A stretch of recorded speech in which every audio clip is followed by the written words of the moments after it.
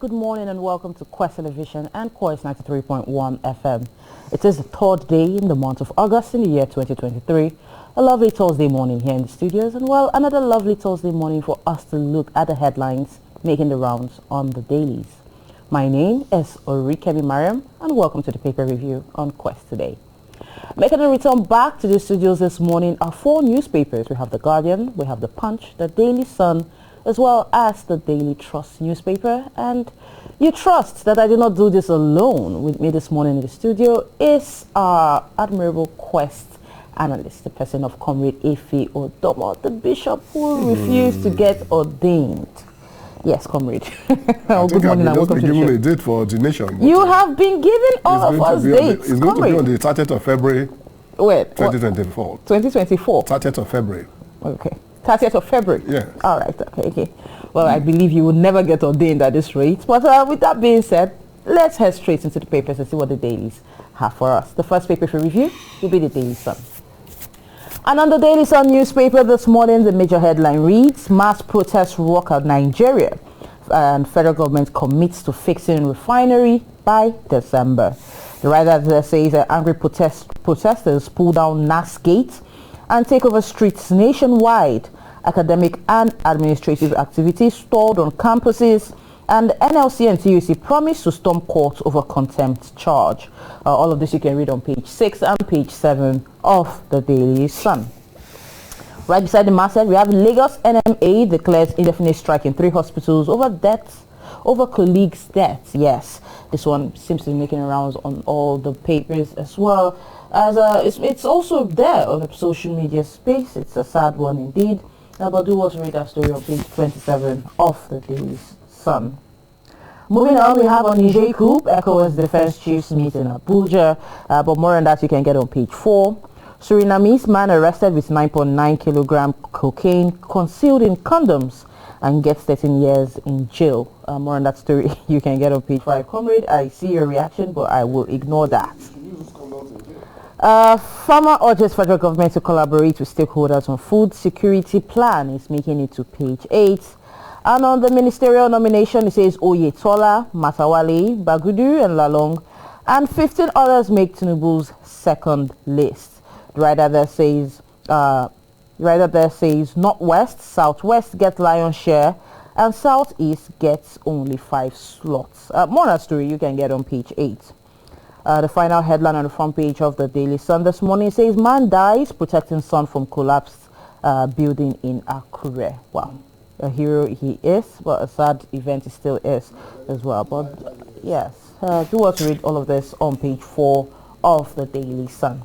And what for the picture of the day we have 3 pictures at this point. We have the first is the members of the Nigerian Labour Congress and Trade Union Congress and others during nationwide mass action against fuel price hike and other policies in Abuja yesterday.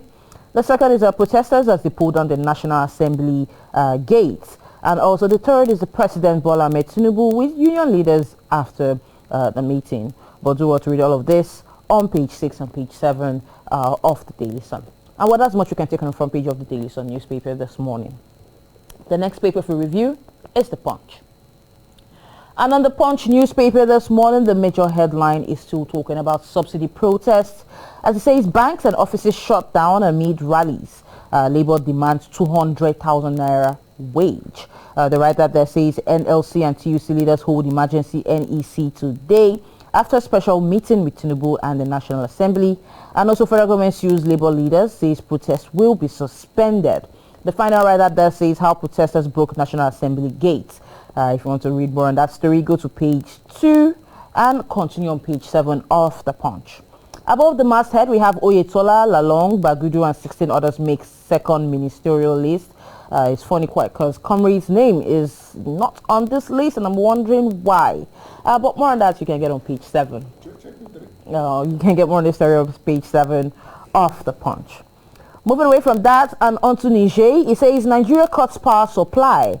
ECOWAS vows to confront junta. Quite an interesting one there because I have been seeing reactions on this on the social media space. But do us read all of this on page 11 of The Punch. Federal government released 18 illegal loan apps, is making it to page 19. And Ondo oil producing areas indigene protest on paid bursary is making it to page 11 of the Punch newspaper this morning. PDP inaugurates campaign councils for Bayelsa, Imo and Kogi polls. Get more on that story on page 8. And Lagos probes doctor's death in hospital elevator and colleagues shun work. A sad one indeed. Like I said, it's making the rounds on all the dailies and on the social media space as well. But do also read the story on page 4 and 6 of the Punch. Community protest demolition and 6 someone lose intervention is making it to page 4 and 5 of the Punch.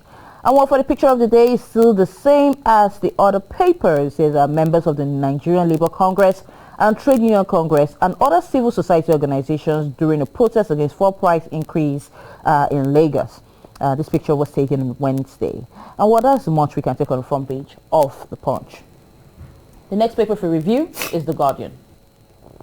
And on The Guardian newspaper this morning, the major headline reads, Cabinet size near 70 as Tinubu ignores calls for lean government. That story and more on that you can get on page 6 of The Guardian. Moving away from that, we have Abubakar leads ECOWAS mission for negotiation with Niger junta is making it to page 3.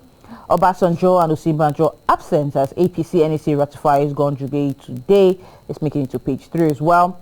And on military coups, it says looking inward at democracy and governance in Africa. That is a headline, and more on that you can get on page 4 of The Guardian newspaper. After Tinubu's parley, Labour and federal government in fresh legal tangle over protest. More on that story you can get on page 6. And also protesters faulty elevator kills doctor in Lagos hospital. That story you can continue on page 8 of The Guardian. Forensic experts lament rising digital fraud and 6 federal government intervention. More on that story you can get on page 8.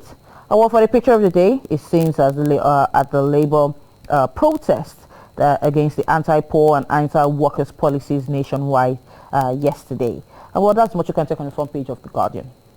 The final paper for review this morning is the Daily Trust newspaper. And on the Daily Trust newspaper this morning, the major headline is still talking about nationwide protests. As it says, Tinubu meets Labour as workers storm National Assembly and government houses. The writers there say Port Harcourt refinery resume operation in December, says the president. Will address your demands in 7 days, Senate tells Labour. And court summons NLC over contempt. More on that story you can get on page 4 of the Daily Trust.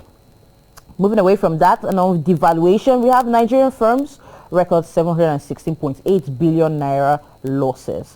More on that story you can get on page 32. And on the coup, it says Nigeria cuts off electricity supply to Niger. More on that story you can get on page 19. Ex-governors Bagudu, Lalong, Matawale and others make Tinubu's final ministerial list. It's making it to page 10. And also we have man dies protecting son from collapse building in Akure. It's making it to page 16. At caucus meeting, Tinubu charges APC leaders on financial discipline. More on that story you can get on page 30. And okra disease wreaks havoc on farmers' income. That story you can get on page 22. And what for the picture of the day is the same as the others on the previous newspapers. And it's still the nationwide protest that rocked the nation yesterday. And well, that's much we can take on the front page of all the dailies I mentioned earlier, which is The Guardian, The Punch, The Daily Trust, as well as the Daily Sun newspaper. And at this point, I open the phone line so you could call into the show and have your say on the matters arising on the papers. The numbers remain the same and they're on your screen, but for those on radios, the number remains 080 22 931 931 and 081 88 888 931. Let's have our first call for the day. Hello, good morning. Yeah, good morning, man. This is Ogwara Henry from Mosoga. Yes, Mr. Henry, a regular caller on the show. Thank you for coming on air. Please have your say. Mass protests rock Nigeria. Yes. Federal government for me to feast the refineries.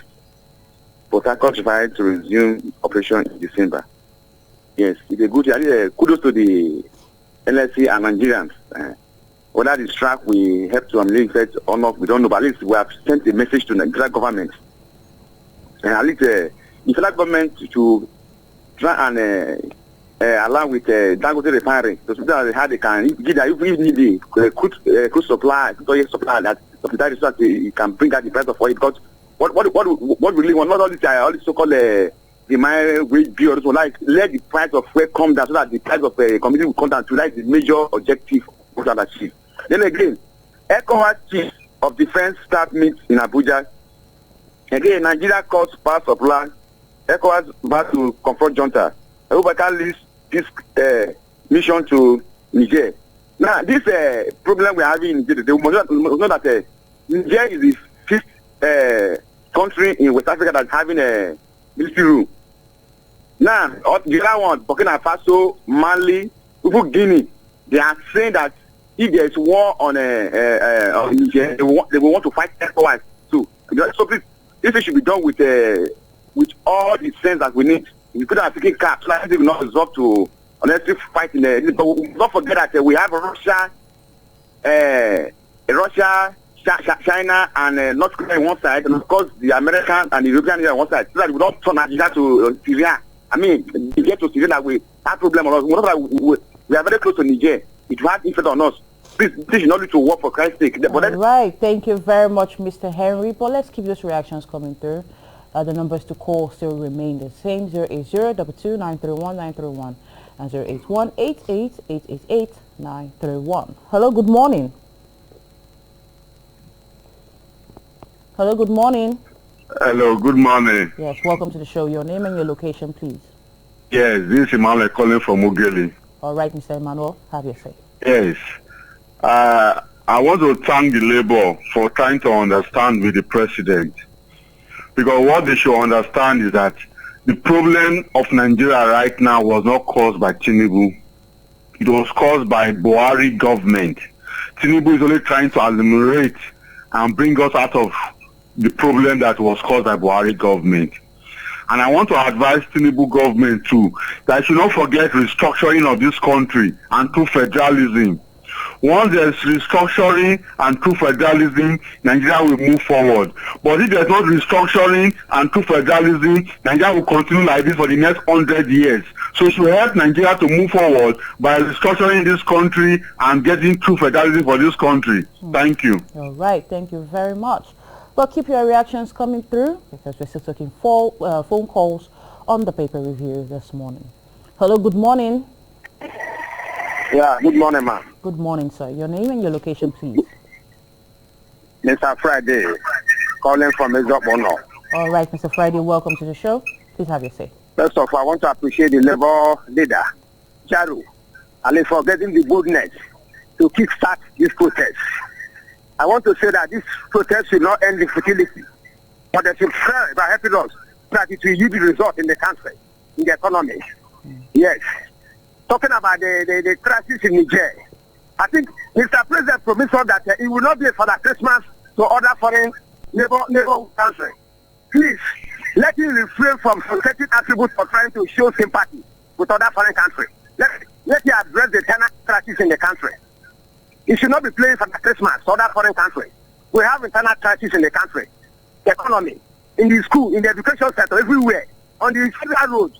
Even in the road vehicle, it's a death trap. Let you attend to all these things. Leave the foreign country. Thank you. Thank you very much. Well, let's put a hold on those calls right now. We'll move over to Comrade, enlighten us on the matters making the rounds on the dailies. Comrade, well, you've heard the reaction of callers who called into the show previously, and you've heard the headlines making the rounds on the dailies. Well, let's start with the one that seems to be making the headlines on all the newspapers this morning, which is the nationwide protest by the LLC and the 2UC. Well, comrade, it seems as though the NLC is redeeming their image from being called a toothless bulldog to, well, a bulldog that has teeth. So what's your take to this? Yes, it may be too early to say they are redeeming their image as a toothless bulldog, because you hardly identify a barren woman at an adolescent stage. This is just the beginning of the crisis. Yes, let me use the word crisis, because it has snowballed from an ordinary protest to crisis now by pulling down the National Assembly's gate. The protest does not require such things. You are telling the government that you are not satisfied with their policies, and you are going there to pull down their gate. How do you expect them not to react? If they had now said, okay, let the security forces go against those people, it will snowball into another issue. Like yesterday, I did say that though Labour has a very good intention, but I'm afraid that the miscreants and the hoodlums will take over the mantle, which is already happening. You see, protest is a legal means in the Constitution for you to press home your demands if they are not listened to according to the dictate of the people. Now, we are there. How to control those issues remain the major problem now that is confronting Labour. And again, too, the government has gone to court to force Labour to stop the action because court did not grant them that permission. The court will never grant you permission to go about it. Protest is not, it's an out of outburst of your stomach anger. And now how can court now come to say they should not protest when the court has also not granted the Labour their demand from the government? So it's a two-way sword. Fling it this way, it costs this one. You dangle the other way, it destroys the other one. Well, Labour has gone on to demand 200,000 naira as a wage. What's your take to this? The 200,000 naira they are demanding for in the present Nigerian day economy is not too much, but the spiral effect is what we should be talking about. Okay. But because when it affects the labor, which is about, I don't think they're even up to 10% of the total population of the workforce. And if they give them 200,000 naira each, it will go down, affecting prices of every other facet of the economy. That is where market women will come up and say, yes, there is a price increase, without even minding, asking you whether you work in the government cover, whether you're in the private, even whether you're a mechanic or not, they don't want to know. The mechanic man will now come up to say, okay, I'm no longer going to charge a so amount of money for this. The organizer will tell you it was 200 naira to patch one hole in a tire. Now there is an increase in minimum wage. I've taken it to 300, 400. You know, these people, they now have associations where they milk the masses. So the 200,000 naira, the way they implement it in the country is a very big problem. I will still continue to be an apostle of us bringing back our moribund assets to make sure that we have sources of income into the federation account. If we do that, then everybody can lay their hands on whatever they want to do. Like if the federal government now said, okay, all this money that we'll be talking about, if we plow them into the energy sector, into the power sector, which is electricity, if we have 18 hours electricity in a day, I bet you, give Nigeria 6 months, you will not recognize the country again. Okay, well, quickly, let's move over to Niger. It says Nigeria cuts power supply and ECOWAS vows to confront junta. What's your take on this? Nigeria, especially the part where Nigeria cuts power supply to Niger. If you stop petrol in your house, you don't play with fire around the corner. Nigeria, we're already having a volatile security situation. You and I know quite well that we've been confronted with Boko Haram, with Fulani herdsmen, IPOB, BSN, the OPC, too many to mention. And you know most of these things are the fallout of the war from Mali, from Sierra Leone, from Libya, Guinea, and so on, that influx of small firearms came into the country. Now you want to add this one into it. Now let me ask this question. Why is it that we must go to Niger to fight? We have a military rule in other countries in West Africa. Why do they not push them out of power? Why is it that when it is this person's turn, they treat it with levity? The other one, they now use a sledgehammer. You want to use sledgehammer, you're killing a mosquito that perches on your scrotum.